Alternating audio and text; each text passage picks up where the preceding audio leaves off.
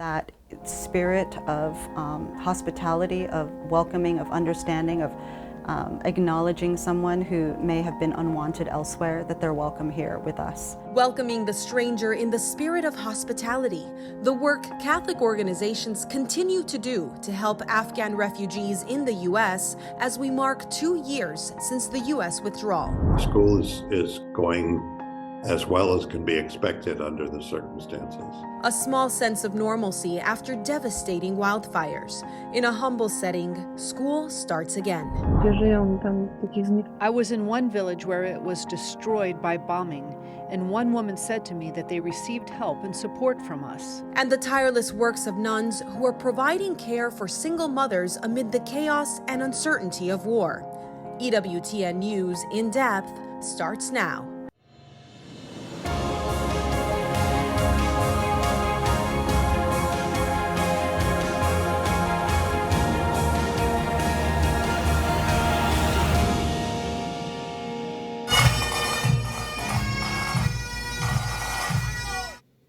Remembering the victims of the September 11th attacks. This week marks 22 years since the nearly 3,000 people were killed when hijacked planes were flown into the World Trade Center in New York City, the Pentagon near Washington, D.C., and when United Airlines Flight 93 crashed in Shanksville, Pennsylvania. The attacks changed the course of our nation, the lives of Americans and those around the world. Less than 1 month after those attacks, the United States launched Operation Enduring Freedom in Afghanistan after the Taliban refused to hand over al-Qaeda leader Osama bin Laden. On August 30th, just 2 weeks ago, we marked 2 years since the chaotic U.S. military withdrawal from the war in Afghanistan. During the withdrawal, 13 service members lost their lives in a terrorist explosion at the Kabul airport as they worked nonstop to help people escape. These were the last Americans who made the ultimate sacrifice during America's longest war. For more than 20 years, American troops and their allies fought and died there. More than 100,000 Afghan refugees were evacuated to various countries during the withdrawal. Many came to the United States, where they've had the opportunity to live in peace, free from the Taliban who took over the Afghan government. But it has not been an easy road for many, as they've sought work, housing, and a new life in a new culture. 2 years since their evacuation from their homeland, Mark Irons shares the journey of 2 Afghan families who are building success stories.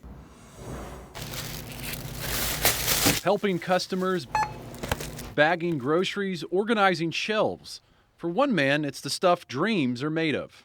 I'm very happy for this. With the help of a business partner, Mohammed built this store from the ground up, laying floor tile, filling each aisle with produce, Different kind of rice we have here. and prioritizing customer needs. Every product here is high quality because the people know the quality and the price. If the price is high, they will not come. His supermarket in Fredericksburg, Virginia has only been open for about 2 months. But the fact that Mohammed successfully started this business is pretty incredible when you consider what he, his wife, and 6 children left behind just 2 years ago. Their country in chaos. In 2021, along with more than 100,000 refugees, Mohammed and his family evacuated Afghanistan. In August, the U.S. ended a 20-year war on terrorism there, and the last of U.S. troops withdrew from the country. But their exit didn't come with a victory parade. Many Afghans had supported the U.S. fight, and fear and frantic uncertainty surfaced among the people. Their government was collapsing around them, with the Taliban recapturing control. The U.S. began airlifting Afghan allies out of the country, offering them safety in America. They can start new lives, they can start new occupations.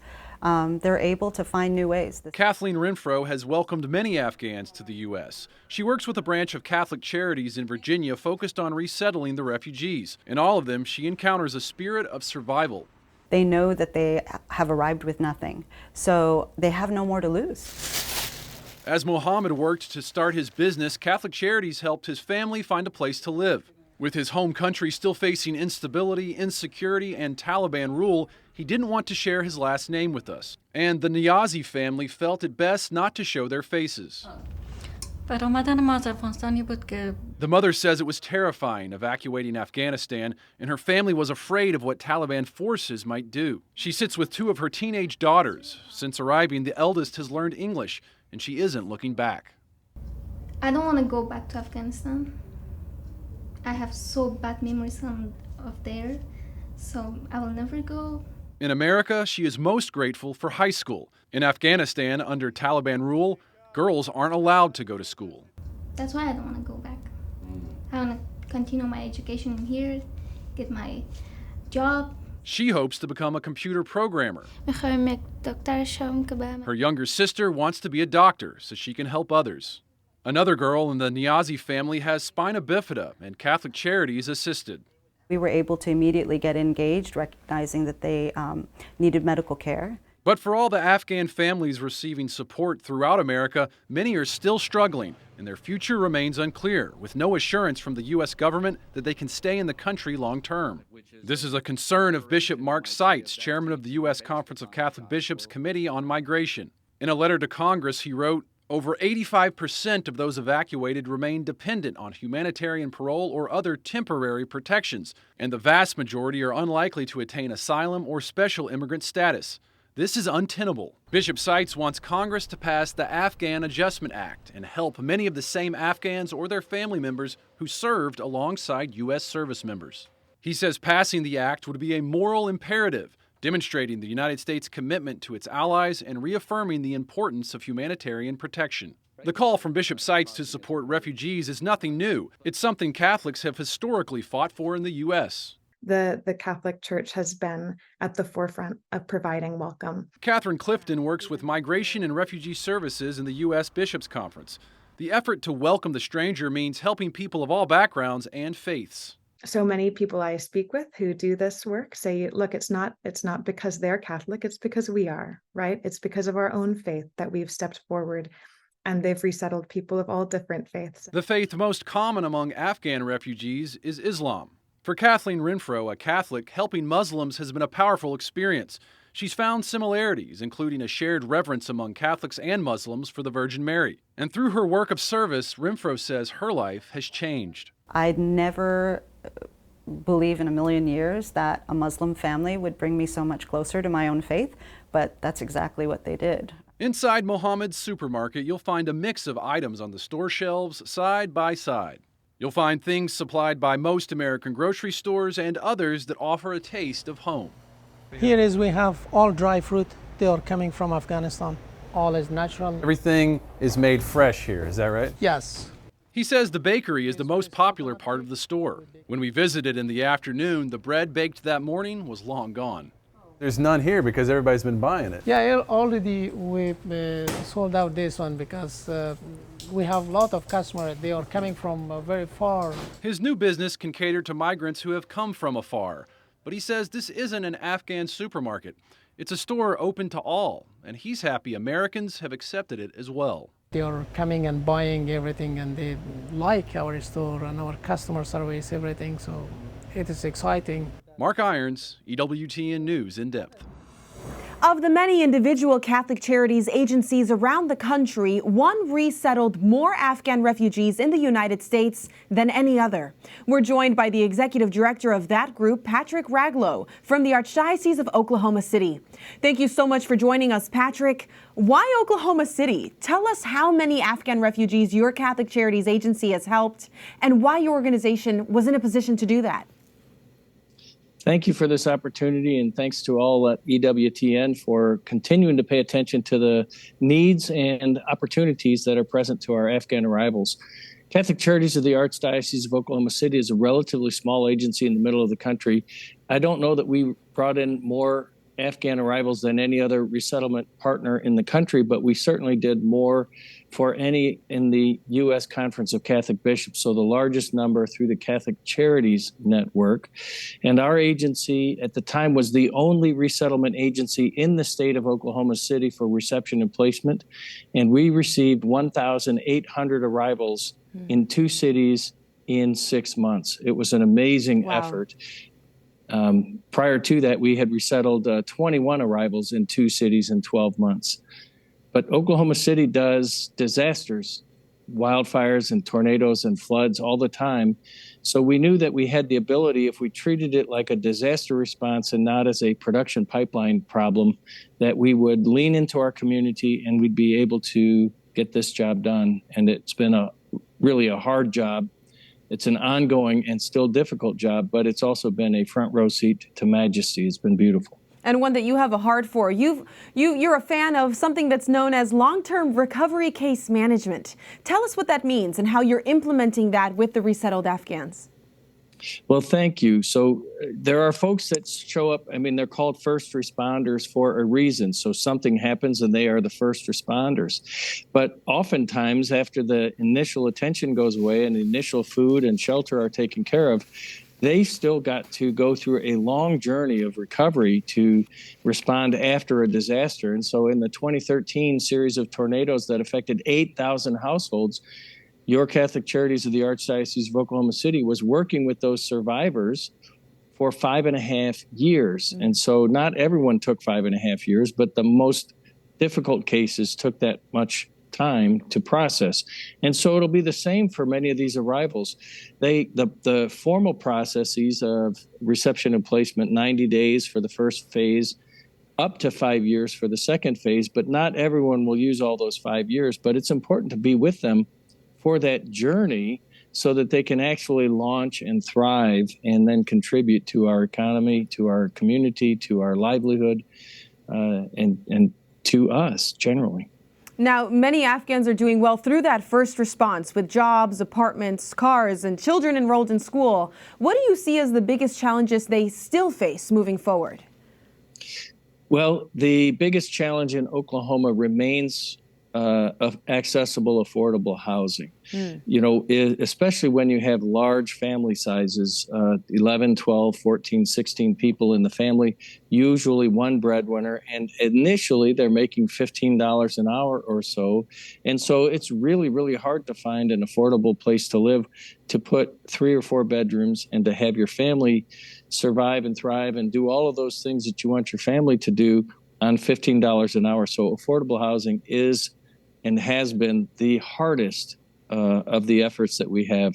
Now, there are still also some that are dealing with post-traumatic stress. There are many that are having medical issues. There are also those that are very concerned about their employment authorization documents and their ability to stay because the federal processes are clogged and taking a very long time to keep up with allowing them to be here lawfully and to work lawfully. Well, Catholic Charities couldn't do this alone, especially the legal issues surrounding this. Can you tell us about some of your partners on this refugee resettlement mission? That's absolutely right. And thank you for asking. We could not have done this on our own. We're a relatively small agency with 65 staff. We ramped up in 90 days to 105 staff. And so about 40 people that we added to the agency. But we leaned into more than 80 congregations, parishes, and denominations of every flavor: Catholic, non-Catholic, Christian, evangelical, secular, Jewish, Muslim. All this community wrapped around these families in a way that ought to be an example all around the world for how we can come together to serve the common good, each from our own faith tradition, each from our own need, recognizing the other as brother and sister, and doing all of that. So it's an amazing thing. 80 different congregations and denominations in Oklahoma City, and a similar number in Tulsa that just leaned in to help this group arrive and thrive. That's a beautiful show of community gathering to help the stranger coming in. Now, as we were having a preliminary conversation with you while we were scheduling this interview, you talked about the importance of the smiling face of the Statue of Liberty. Bring our viewers into that discussion. Well, if we do this work right, and as far as I'm concerned, that's the only way Catholic Charities does it, that it is literally the face of the Statue of Liberty smiling. And it's not only of benefit to those whom we are helping, as in all acts of mercy and all acts of grace, it is a delicious dependency that we are called by our gospel message, that we rely on them when we need help, and they rely on us when they need help. And when we are helping them, we benefit. And when they help us, they benefit. And so when we bring this beautiful mission together with refugee resettlement, it is literally the face of the Statue of Liberty smiling, because we are able to help these folks. We get them to see and learn and know Oklahoma, the land of second, third, and last chances. It's a beautiful place, and they're thriving and they're growing, and it's still hard and it's beautiful. But we have also gained, and they're going to contribute to our economy, to our culture, to our schools, to our community for decades. And so when we do these things, when we act out the corporal works of mercy with the gospel mission, everybody benefits, and it's a virtuous, positive cycle, and it's beautiful to watch. It's certainly heroic work. Yes, exactly. It is hard. Well, thank you so much for the work that you do and for your service to our country. Thank you. And big news this week about another immigration matter related to immigrants already in the United States. A federal judge on Wednesday declared a revised version of DACA, or Deferred Action for Childhood Arrivals, illegal. DACA is a policy that prevents the deportation of hundreds of thousands of immigrants brought to the U.S. as children. A U.S. district judge agreed with Texas and 8 other states suing to stop the program. It's the latest twist in a 5-year-long court battle that has left DACA and its recipients, known as Dreamers, in limbo. The ruling is expected to be appealed. Ultimately, its fate will likely be decided by the Supreme Court. The week's top headlines when we return, including devastating natural disasters that have taken thousands of lives, a controversial U.S. deal with Iran, and a meeting of world leaders for the G20 summit. We'll be right back. They're starting to get very anxious about where they're going to live. A month after fires took their homes, those living on Hawaii still live in a state of uncertainty. The Bishop of Honolulu gives us an update. And still to come, a Catholic first, the remarkable beatification of martyrdom.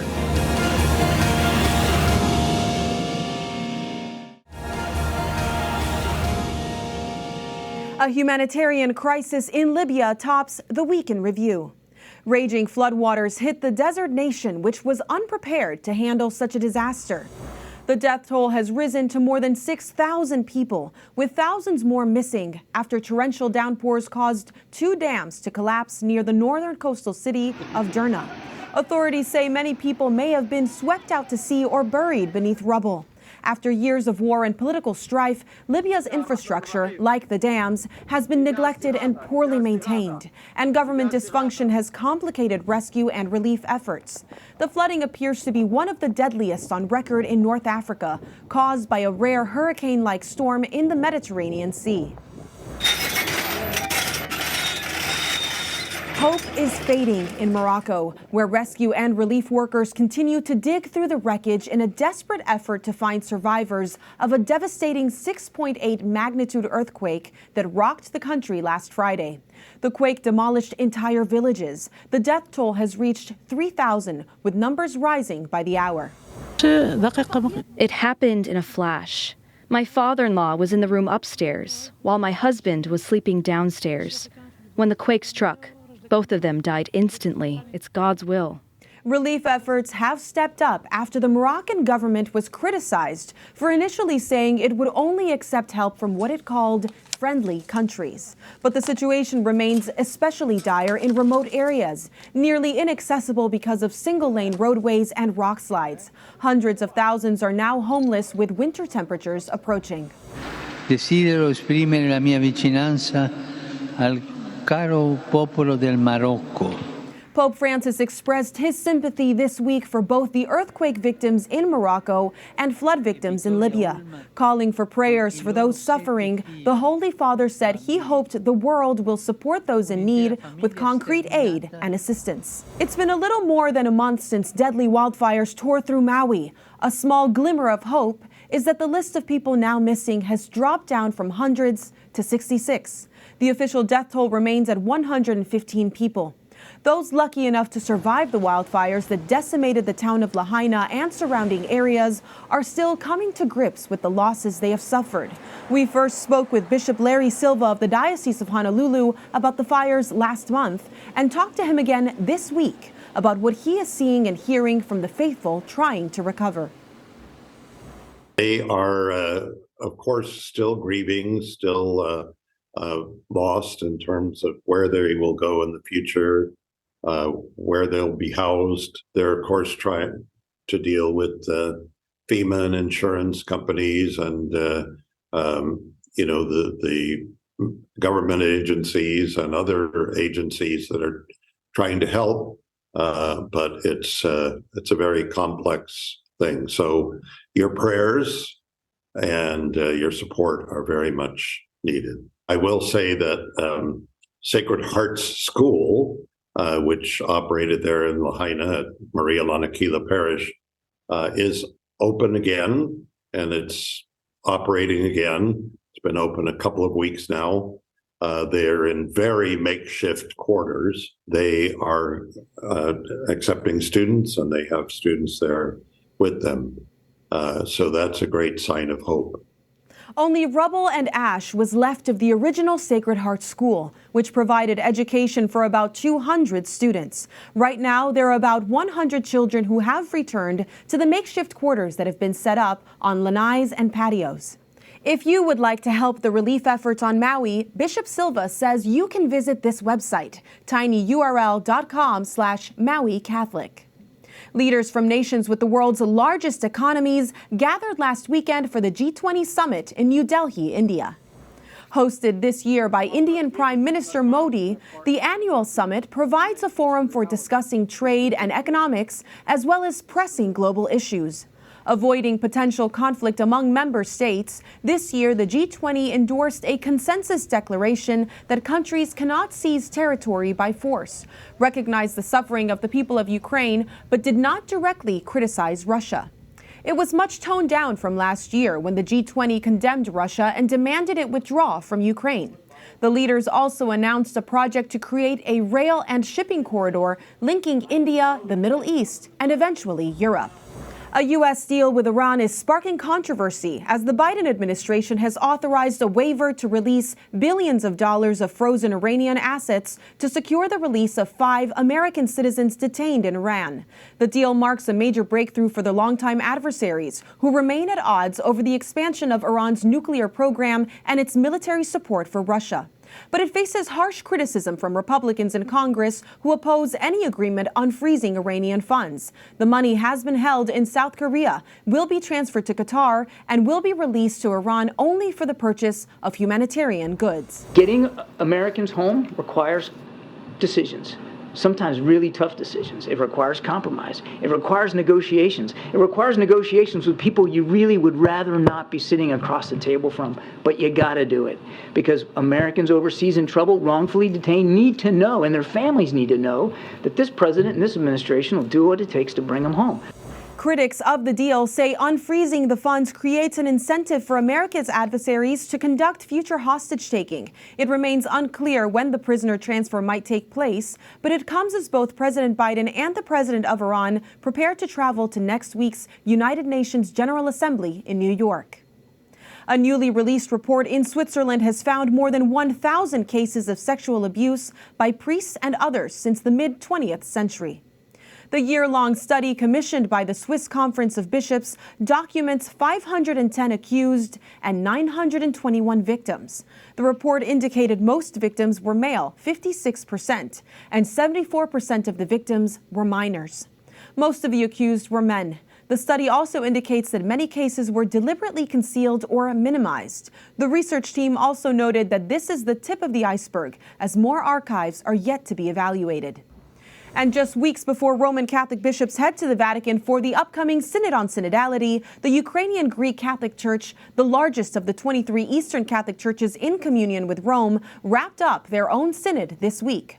The theme, pastoral support for victims of war. 45 of 56 bishops of this Byzantine rite participated. Eastern churches are governed by these synods, during which time they can discuss the direction their church is headed and elect new bishops. The current head of the church, Major Archbishop Sviatoslav Shevchuk, thanked the Pope and Catholics for standing with Ukraine during this time of war. 4.3 million people belong to this church. Most of them live in Ukraine, Poland, North and South America. Pope Francis will be traveling to the French city of Marseille at the end of next week to take part in the conclusion of the Mediterranean meetings. The meetings allow bishops from across the Mediterranean to gather and discuss solutions to challenges facing coastal Mediterranean communities, including immigration, economy, religious plurality, and more. The 8-day event also invites young people and all organizations or actors of goodwill to take part and promote positive initiatives throughout the region. The festival includes hikes, talks, Marian processions, roundtable discussions, and interreligious dialogue. It culminates with the attendance of Pope Francis. The Holy Father has repeatedly highlighted the plight of migrants, many of whom have died crossing the Mediterranean, and asked for the region to be a place of welcome for those seeking a better life. The Vatican opened the doors to one of Renaissance Rome's most spectacular palazzos on Tuesday. It's normally hidden from public view since it houses some of the Holy See's most secretive offices, the ecclesial tribunals that decide everything from marriage annulments to plenary indulgences. Built in the late 1400s on the ruins of a Paleo-Christian church, rooms are decorated with frescoes of cherubs, gilded ceiling panels, and more. Tourists even got to see a wood-paneled library where Napoleon Bonaparte kept the imperial archives during the early 1800s, when Rome was the second capital of his empire. It's true that some people are pushing this agenda. Concerns about ideology at the Synod on Synodality related to the role of women.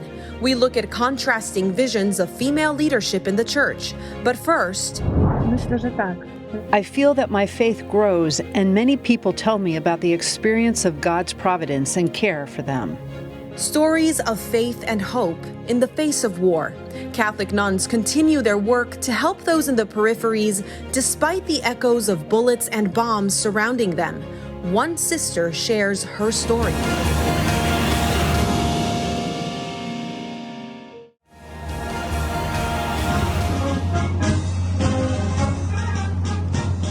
A rare foreign trip for North Korean dictator Kim Jong-un. He met this week with Russian President Vladimir Putin to pledge full support of Russia in the midst of its war with Ukraine. Kim toured the Siberian Space Rocket Launch Center. It's believed North Korea is interested in gaining access to Russian technology for its satellite and nuclear programs. And Russia is interested in North Korea's large stockpile of dated artillery and rockets compatible with its weapon systems. An arms deal would ease Russia's high ammunition burn rate in Ukraine.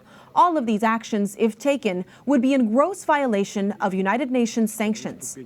Meanwhile, the Vatican continued its efforts to bring peace in Ukraine. Cardinal Matteo Zuppi traveled to Beijing this week to meet with China's special envoy for Eurasian affairs. China has refrained from officially condemning the invasion of Ukraine by Russia. The Holy See's press office says the visit is another step of the mission to sustain humanitarian initiatives and seek paths toward peace. Zuppi has already visited Kyiv, Moscow, and Washington, D.C. A Ukrainian attack on a strategic shipyard in Russia-controlled Crimea wounded 23 people on Wednesday. It's one of the biggest attacks in recent weeks, damaging 2 ships and sparking a fire. Russia's defense ministry said Ukraine launched 10 cruise missiles and 3 sea drones.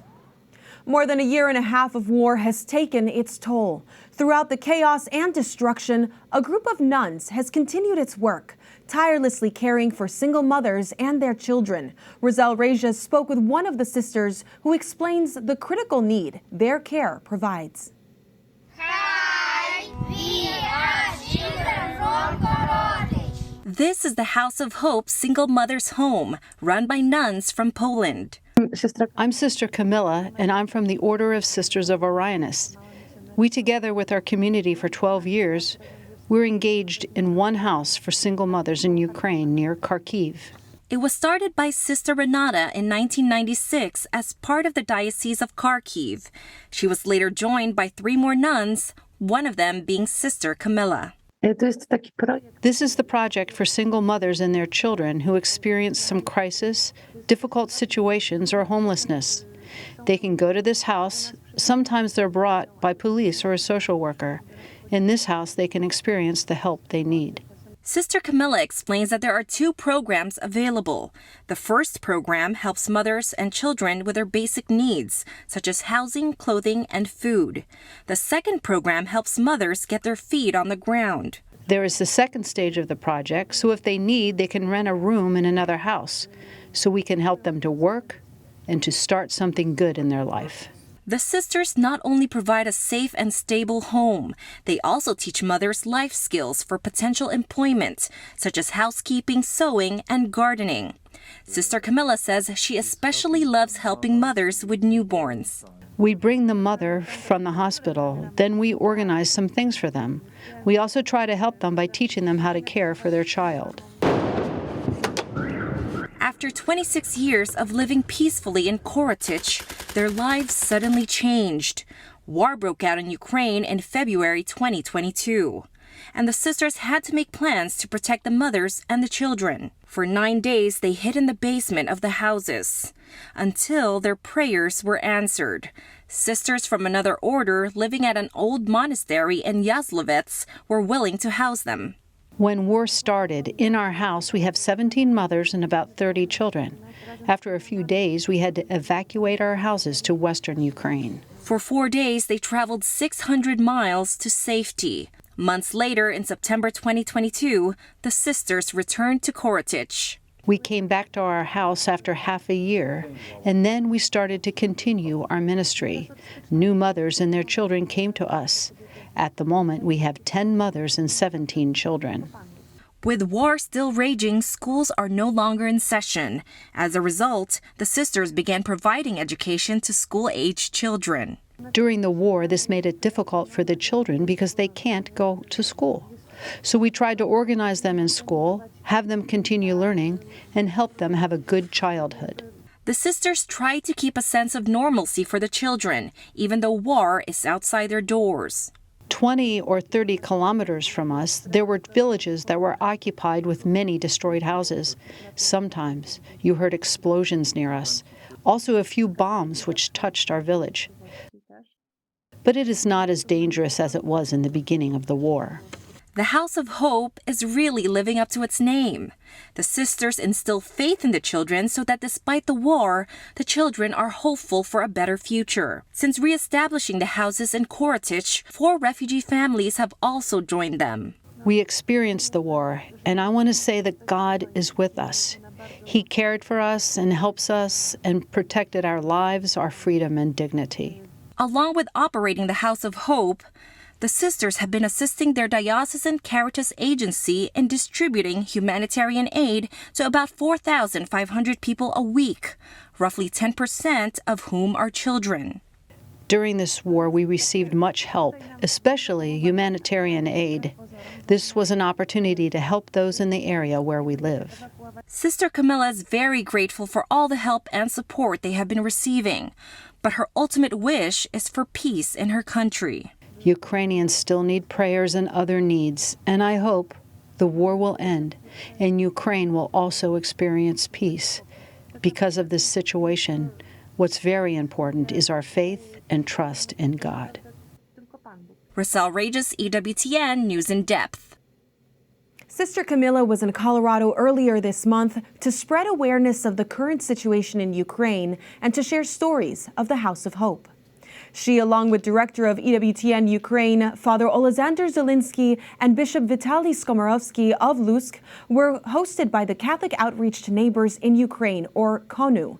The organization helps raise funds for Catholic organizations in Ukraine. KONU Vice President Ken Rackers explains that with the outbreak of war, they're hoping to fill a critical need. We want to raise that awareness to continue our good work, to support the work that our partners do, which saves lives, which feeds people, which clothes people, which provides them basic services, because there are still millions of refugees who have lost their homes.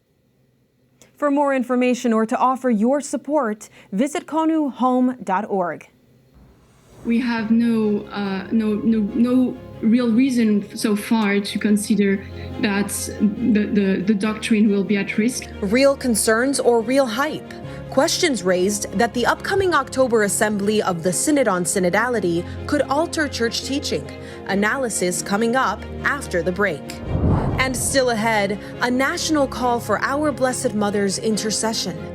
The upcoming event that you can take part in. We'll explain.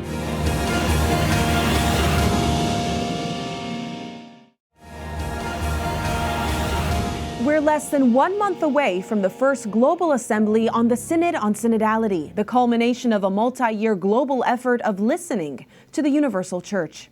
The massive process that began in 2021 has already undergone the diocesan, national, and continental stages. Hundreds of clergy, including bishops, priests, religious, as well as laity from around the world, will be participating in the Synod on Synodality, or the 16th Ordinary General Assembly of the Synod of Bishops. Among those lay and religious are women. Some 83 women will be taking part in the Synod, 38 religious and 45 lay women. 54 women in all will be voting in the Synod. They will be comprised of 24 religious and 30 lay women. The role of women in the church is expected to be touched upon in the Synod on Synodality, but some critics are raising concerns about the upcoming assembly, asking whether it might lead to potential changes in church teaching on the role of women. I spoke with the Europe correspondent for our National Catholic Register, Selene Tadier, who has been following this issue closely on what we can expect this October. Selene, you profiled the recent new female leaders, one of them, Mother Yvonne Rougonat. What is her vision for female leadership at the Vatican and its purpose? Yes, Mother Rougonat in some ways is a symbol of Pope Francis's efforts during his pontificate to appoint more women to decision-making positions, in continuity with his predecessor, Pope Benedict XVI.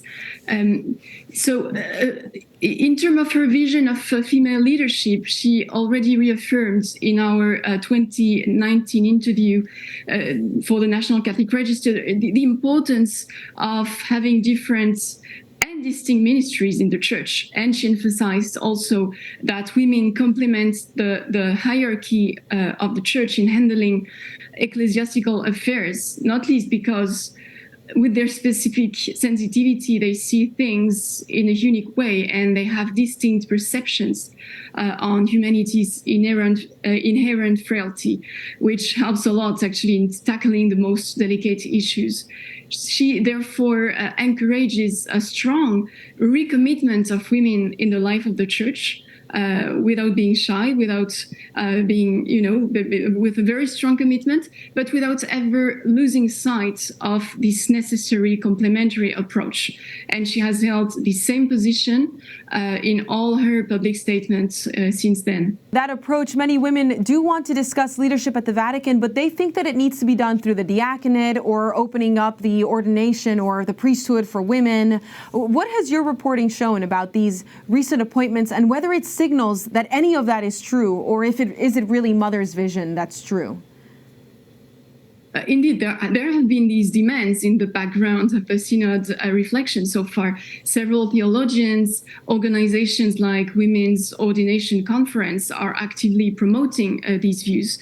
Yet these demands, I can say also that these demands were heard during the continental assemblies for the Synod last winter that I attended for the National Catholic Register in Prague. It was in February, and they were mainly put forward by Synod delegates from Germany, many of them who are also part of the German Synodal way. But this, I can say that it remains a relatively minority position in relation to the overall discussions and proposals.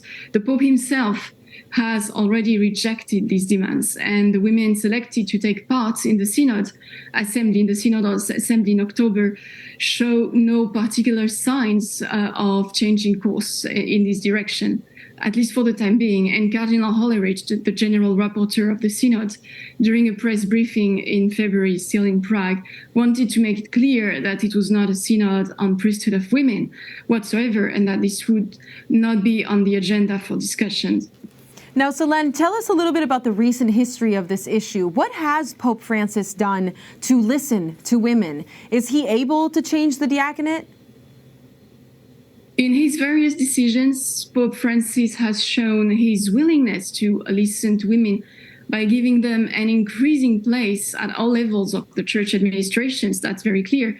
And it is also attested by a recent study published by Vatican News showing that in 2022, some 26% of the Vatican staff were all women, many of whom are also lay women, including economists, historians, archivists, secretaries, and they were only 19% in 2013. But regarding the female diaconate, the Pope has in fact created 2 commissions in 2016 and another one in 2020 with the mission to study the role of women deacons, especially with regards to the early days of the church. But they have so far not provided any additional guidance. But at the same time, in a letter sent to the prefect of the Congregation for the Doctrine of the Faith in 2021, the Holy Father reiterated his opposition to the idea of opening priesthoods and diaconate to women. And he precised that further thought should be given to non-ordained ministries. And it is interesting because Pope Benedict XVI raised the same issue in 2019 in his message for the anniversary of the International Theological Commission, suggesting that it needed to be clarified theologically. And again, in both cases, the female diaconate does not imply in any case opening up the ministry of deacons to women. This would be rather a lay ministry that would allow women to carry out tasks that would be analogous to those performed by deacons, usually. And it is in this light that most experts interpret the Synod document, which explicitly mentioned the need to reflect on the inclusion of women in the diaconate and the ways in which this could be achieved. But we should keep in mind that this term is to be understood as a non-ordained lay ministry and not a proper diaconate ministry. That would have a path.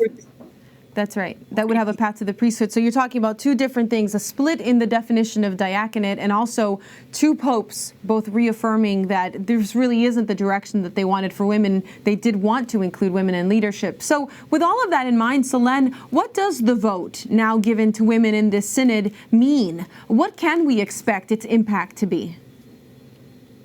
Of the 85 women attending the synod, 54 have the right to vote. This means that they will be able to vote with all 374 voting members at the Synod Assembly on all the different issues that will be discussed.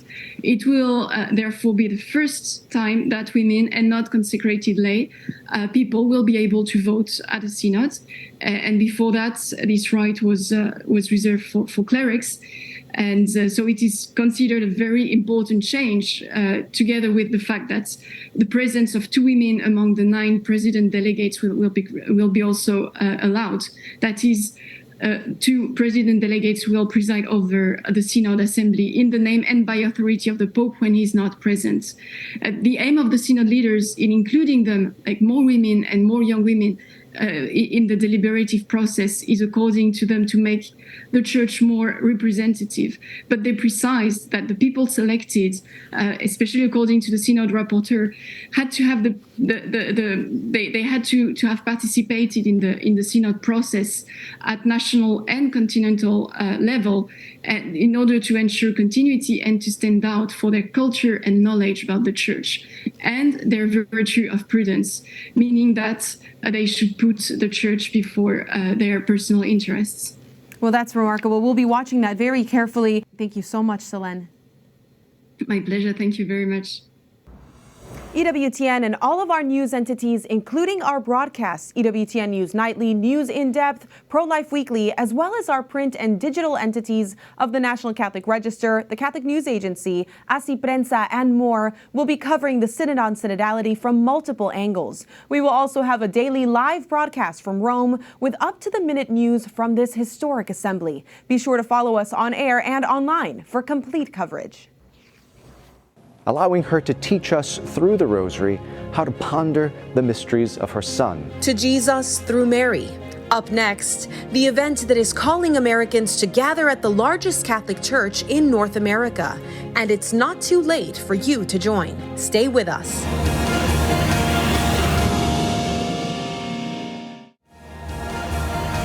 Our Lady entrusted the Rosary to the Dominican order to shine the light of Jesus Christ throughout the world. shining the light of Jesus one Hail Mary at a time. A national Rosary pilgrimage in Washington, D.C. is calling all Catholics to dust off their beads and pray for our country and to grow closer to Christ through his mother. Father Patrick Briscoe of the Dominican Friars and editor of Our Sunday Visitor will be one of those participating in what promises to be a beautiful celebration. Thanks for joining us again on EWTN News In Depth, Father Briscoe. The Dominicans are the keepers of the keys of the Rosary. The Blessed Mother gave it to St. Dominic. So this event really is at the heart of your order. Can you expand on that, please? It truly is. So for hundreds of years, the Dominicans have been entrusted with preaching the Rosary in a very special way. And I think that a lot of people can tap its power right now today. The Rosary at its heart is a prayer fundamentally about Mary and about Jesus. Mary who leads us to Jesus. So our theme for the pilgrimage this year is actually to Jesus through Mary, because we know that with Mary as our guide, by meditating on the life of Jesus, by praying together the Rosary, we'll be led more deeply into the divine mysteries. And there's nothing that our Lord would not do for his mother. So this is a whole day event. What does the day look like leading up to the Rosary? It's going to be a fantastic day. There's all kinds of different opportunities that are available. So you can view the entire schedule online at rosarypilgrimage.org, but for just a sneak peek, we've got conferences that are being preached by Father Gregory Pine. Many people know him from Pints from Aquinas or the Godsplaining podcast.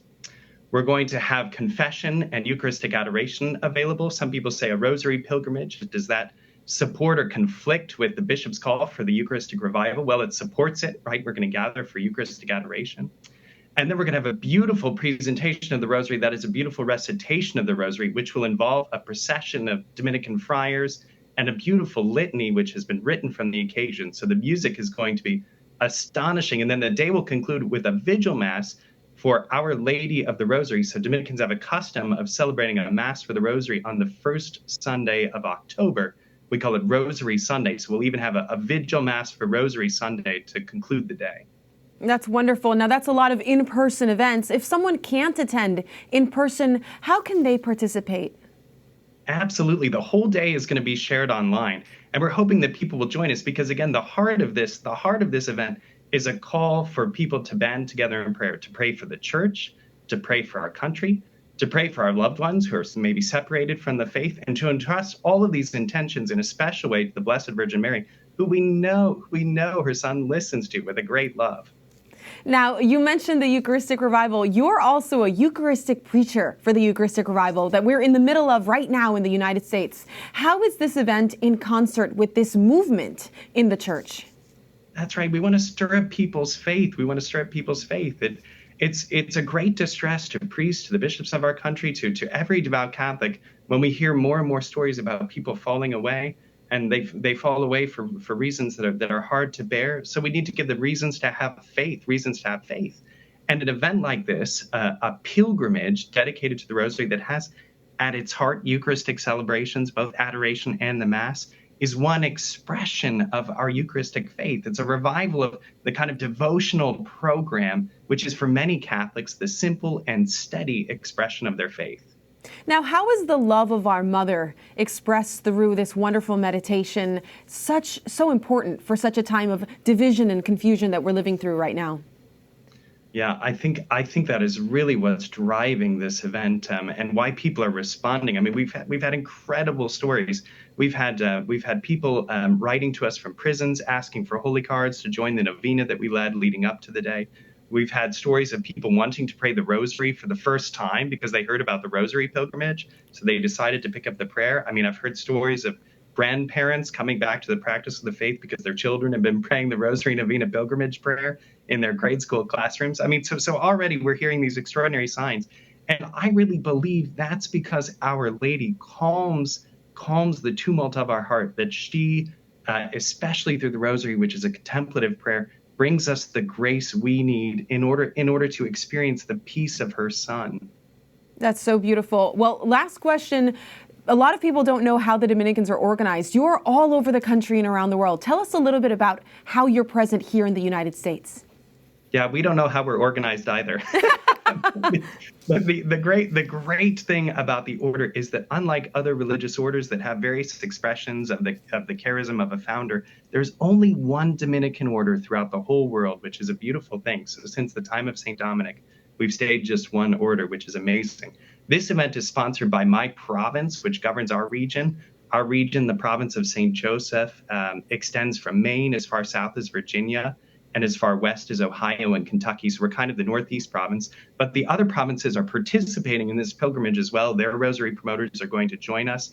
And so the idea is that this is a model which can then be planted and expanded throughout the whole country. So we have a lot of enthusiasm about this project that we're hosting here in the Northeast, but that we hope inspires many similar events throughout the U.S. Well, that's a beautiful thing to know that all of the Dominicans are praying this together and are holding it in their hearts. Thank you so much, Father Briscoe.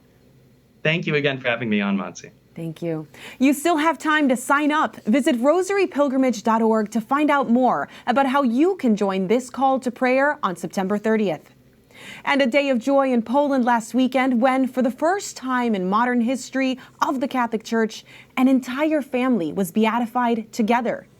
Josef and Victoria Ulma and their 7 children were martyred during World War II for sheltering 2 Jewish families from the Nazis. Nazi patrols surrounded the Ulma home on March 24, 1944, on the outskirts of the village of Markowa in southeast Poland. They killed 32-year-old pregnant Victoria, her 44-year-old husband, and their 6 children, ranging in age from 1 to 7 years old. The 7th Ulma child to die was the couple's unnamed son, who was in the process of being born. It is thought that Victoria went into labor during the massacre as a witness reported seeing a newborn baby beside her body. The Nazis went on to kill the 8 Jews in hiding in the Ulma home. While the couple's unnamed newborn son was not baptized, he's considered baptized by blood through the martyrdom of his mother. While other families have been beatified in the history of the church, those beatifications took place individually, while the Ulma family was beatified together and are all martyrs. There are only similar situations in antiquity. You can read more about the Ulma family on our sister agency websites, including the Catholic News Agency and the National Catholic Register.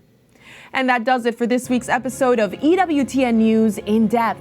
Thank you for joining us. Be sure to tune in next week for more stories important to your Catholic faith. And if you want to rewatch this program or any segments, follow us on our Facebook, Twitter, now called X, Instagram, and the EWTN YouTube page. Like us and subscribe.